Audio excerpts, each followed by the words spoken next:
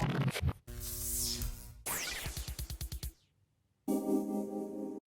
Friends, welcome to your own channel together with Abhi, जहां पे हम साथ में सीखते हैं डिफरेंट टेक्नोलॉजीज और डोमेन के बारे में। ये video series introduction to DevOps का एक वीडियो है। इससे लास्ट वीडियो में हमने पढ़ा था या सीखा था कि प्रॉब्लम स्टेटमेंट क्या है। डेवऑप्स की जरूरत जो हमें लगती है उसके पीछे प्रॉब्लम स्टेटमेंट क्या है उसके बारे में हमने पढ़ा था।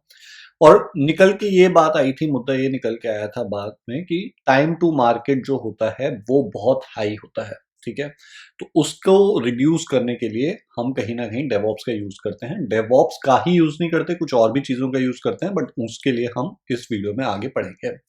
स्टार्ट करने से पहले अभी तक अगर आपने सब्सक्राइब नहीं किया है तो please subscribe to the channel, जिससे हम साथ में कोलैबोरेटिव वे में सब लोग एक साथ सीख सकें। So let's go ahead and see the problem statement के बाद अब सोल्यूशन क्या हो सकता है। तो हमारा प्रॉब्लम स्टेटमेंट था टाइम टू मार्केट बहुत हाई है। सोल्यूशन क्या है? टाइम टू मार्केट को हमें रिड्यूस करना है।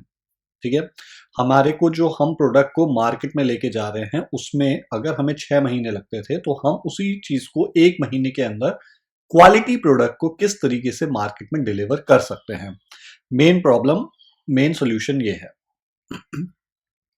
तो अगर देखें, अभी तक हम क्या कर रहे थे, एक बल्क सॉफ्टवेयर था जिसको हम बनाने की कोशिश कर रहे थे, और जब तक वो मार्केट में जाता था कई महीने लग जाते थे क्योंकि कई स्टेजेस से होके जा रहा था।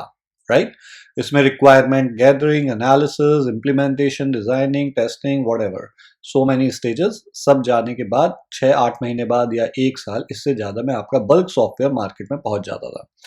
अब अगर आपको रिड्यूस करना है टाइम और साथ में अच्छा प्रोडक्ट मार्केट में लेके जाना है जिससे आपको जल्दी से फीडबैक मिल जाए, तो आप क्या कर सकते हैं? तो सबसे पहली चीज तो आपको बल्क सॉफ्टवेयर को करने की जरूरत नहीं है। जो भी आप करना चाह रहे हैं उसका instead of that just a small portion आप मार्केट में पहले रिलीज करें। राइट, अब ऐसा तो नहीं होता कि फेसबुक पूरी की पूरी वेबसाइट जो है वो पूरी की पूरी रिवैम्प हो जाएगी एक बार में। दे यू नो अगर उनको कुछ नया फीचर लेके आना है तो पहले एक वो फीचर लेके आएंगे, फिर दूसरा फीचर लेके आएंगे, देखेंगे उसका फीडबैक क्या है, उसके बेस पे आगे कुछ नए अपने एनहांसमेंट्स करेंगे। इस तरीके से इवॉल्व होती है कोई भी प्रोडक्ट। ओके, कोई भी प्रोडक्ट इस तरीके से इवॉल्व होता है। तो इसीलिए हमें ये टारगेट नहीं करना है कि हम पूरा पूरा बल्क सॉफ्टवेयर एक साथ लेके जाए मार्केट में, बल्कि छोटे छोटा सॉफ्टवेयर पाए हम लेके जाएंगे। बट अगर हम ये सॉफ्टवेयर पाई को इसी पूरे 6 महीने टाइम फ्रेम के अंदर फिर से मार्केट में लेके जा रहे हैं तो क्या फायदा? कुछ फायदा नहीं होना। राइट, तो हमारे को कोशिश क्या करनी है कि ये जो हम टाइम फ्रेम लगा रहे हैं 6 महीने का, ठीक है, एक तो अब क्योंकि आपके पास रिक्वायरमेंट्स कम है, आपको कम चीज पे काम करना है, तो ऑब्वियसली आपको ये 6 महीने तो नहीं लगेंगे, 2-3 महीने में आप करेंगे, बट ये 2-3 महीने भी ज्यादा है, उसको आपको कम करना है। तो वो कैसे कर सकते हैं? तो एक चीज तो हमारे को समझ में आ गई, हमें बल्क की जगह डिवाइड एंड रूल करना है। अब जितने भी जो थोड़ा सा आईटी बैकग्राउंड, एजाइल, डेवऑप्स इसके बारे में जानते होंगे वो समझ गए होंगे कि मैं किस तरफ जा रहा हूँ। दे वुड हैव अंडरस्टैंड कि ये एजाइल के बारे में मैं बात कर रहा हूँ। तो they just must be wondering कि डेवऑप्स से कहाँ रिलेटेड है। एजाइल एक अलग चीज होती है, डेवऑप्स एक अलग चीज होती है। This is the concept that I want to break. मैं इस कॉन्सेप्ट, जो ये विचारधारा है, जो आप लोगों का माइंडसेट है कि डेवऑप्स अलग है एजाइल अलग है, उसको ब्रेक करना चाहता हूं।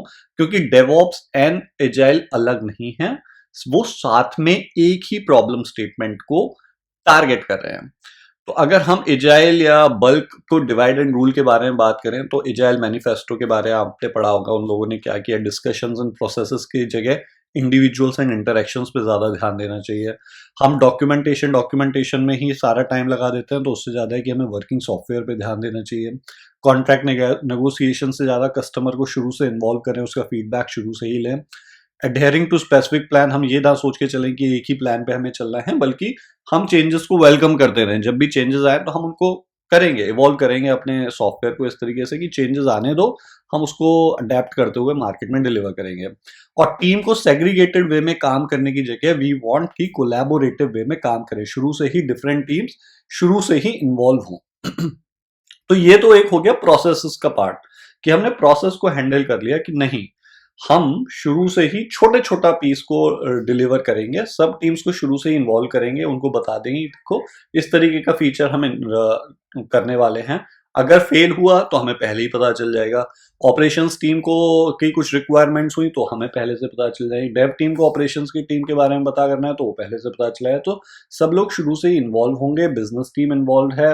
At the end of a sprint और जो भी, अगर आपको जो भी मेथडोलॉजी यूज कर रहे हैं उसके, स्क्रम अगर यूज कर रहे हैं तो स्प्रिंट प्लानिंग होगी, sprint retrospective, scrum, different different जो स्टेजेस होती हैं उसमें स्टैंड अप्स वगैरह करेंगे। But the end of the every sprint you are releasing a product, एक प्रोडक्ट मार्केट में फीचर रिलीजेबल प्रोडक्ट आपका रेडी हो रहा है। तो ये तो हो गई प्रोसेसेस की बात। अब दूसरी चीज जो ये 6 महीने की चीज को अगर आपको 3 महीने में करना है सेम चीज को, तो आप कैसे करेंगे? ओब्वियसली जितने भी मैनुअल स्टेप्स हैं, अगर रिक्वायरमेंट गैदरिंग में कोई मैनुअल स्टेप है उसे ऑटोमेट करो, एनालिसिस में है उसे automate, implementation automate, testing automate, deployment automate, release automate. So ये ऑटोमेशन वाला जो पार्ट है ये बड़ा ही इंपॉर्टेंट है, क्योंकि ऑटोमेशन की वजह से आप जो भी चीज कर रहे हैं, एक तो आप फास्ट कर पाएंगे, दूसरा मैनुअल एरर्स रिड्यूस हो जाते हैं आपके, तो आपकी quality of code, quality of delivery better होती है। So the point that I want to emphasize is कि जो आप हमेशा डेवऑप्स वर्सेस एजाइल करते हैं, it is not like that, it is DevOps plus agile. ठीक है, साथ में इन दोनों चीजों को यूज करते हुए ही आप एक प्रॉब्लम स्टेटमेंट को टारगेट कर सकते हैं। अगर आप देखिए विकिपीडिया की डेफिनेशन पे हम जाते हैं तो यहाँ पे क्या लिखा है? DevOps is a set of practices that combine software development and IT operations. जो मैंने आपको बताया कि कोलैबोरेशन शुरू से होना चाहिए। अगर आप छोटा छोटी पाई को लेंगे पहले ही जल्दी आपको आईटी ऑपरेशंस को इन्वॉल्व कर पाएंगे। It aims to shorten the soft systems development life cycle and provide continuous delivery with high software quality, जो हम आगे बात करने वाले हैं, but is complementary with agile software development. Several DevOps aspects came from agile methodology. तो इसका मतलब सीधे सीधे ये है कि agile के कई DevOps के कई कंसेप्ट एजाइल मेथडोलॉजी से आए हैं। तो बात क्या है, अगर आप प्रोसेसेस को रिड्यूस नहीं करेंगे, डिवाइड एंड रूल वाला काम नहीं करेंगे, तो आप कितना भी ऑटोमेशन कर लें, आप 6 महीने से 4 महीने तो ले आएंगे, बट क्योंकि आप अगेन बल्क सॉफ्टवेयर के साथ डील कर रहे हैं तो आपकी प्रॉब्लम्स फुली खत्म नहीं होंगी। तो एक बार हम जल्दी से ये देखते हैं कि डेवऑप्स और एजाइल में क्या क्या अचीव कर पाते हैं हम। टाइम टू मार्केट रिडक्शन के लिए आपको दोनों चाहिए, डेवऑप्स जहां पे आप ऑटोमेशन पे बहुत ज्यादा फोकस कर रहे हैं with software quality, and processes which is we deal with agile. Quality दोनों में, क्योंकि क्वालिटी एरर्स कम हो रही हैं डेवऑप्स में, ऑटोमेशन है, सब कुछ है, तो इस वजह से एरर्स कम हो रही हैं एजाइल में, क्योंकि फीडबैक क्लाइंट का जल्दी मिल रहा है, तो जो फेलियर होने हैं वो पहले ही हो जाएंगे, आपको पता चल जाएगा, उसके बेस पे आप चेंज कर लेंगे अपनी strategy and then you will evolve. Reduce gaps, DevOps किसके बीच में गैप्स को रिड्यूस कर रहा है? Dev and operations team. ठीक है, क्योंकि ऑपरेशंस टीम आपकी शुरू से साथ में इन्वॉल्व है, उसको आप साथ में लेके चलते हैं। ठीक है, एंड एजाइल में क्या होता है? डेव एंड क्लाइंट, डेव और क्लाइंट के बीच का बल्क रिडक्शन। डेवऑप्स से आपका कोई बल्क रिडक्शन नहीं हो रहा है। अगर आप सेम चीज ऑटोमेशन बल्क सॉफ्टवेयर पे करना चाहेंगे आप कर सकते हैं। Automation is at the heart of DevOps. Agile का ऑटोमेशन से कोई लेना देना ये है नहीं।